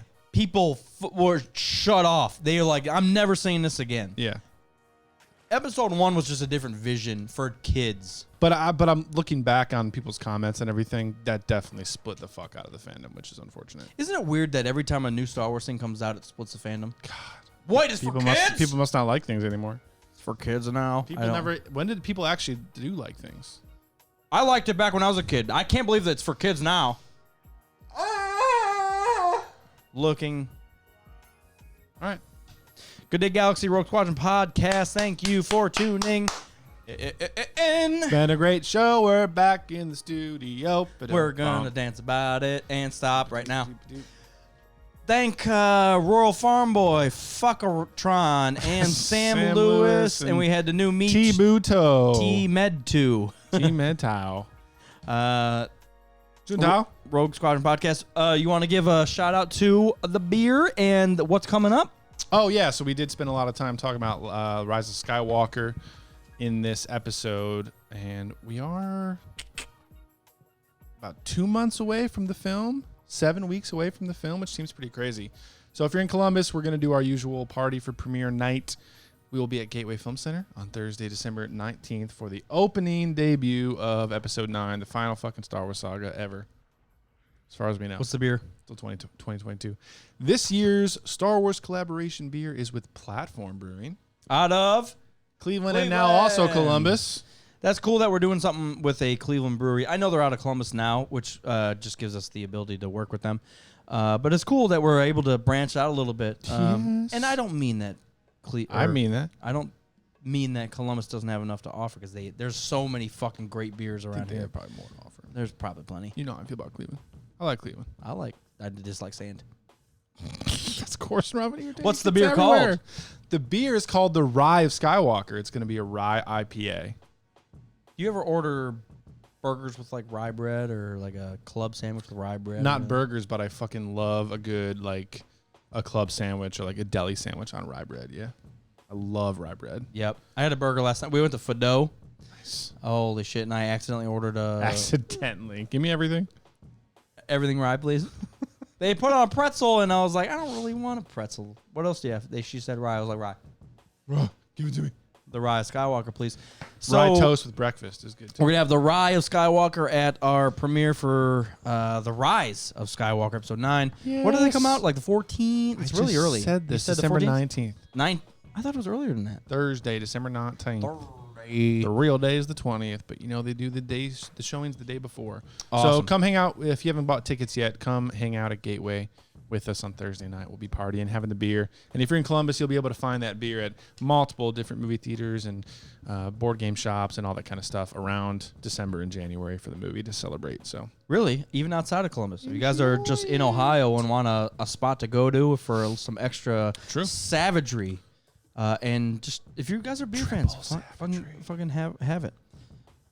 Good Day Galaxy, Rogue Squadron podcast. We had the Rheingeist Lynx tonight. it 3 out of 3. Yes, very good. It remained drinkable. Sometimes it wears away, and you're like, okay, That's true. it's still really good right now. What day is it? Yes. October. Thank you guys for tuning in. Rogue Squadron podcast. I am Opar. He was Commander Cody. Goodbye. Fuck the rest.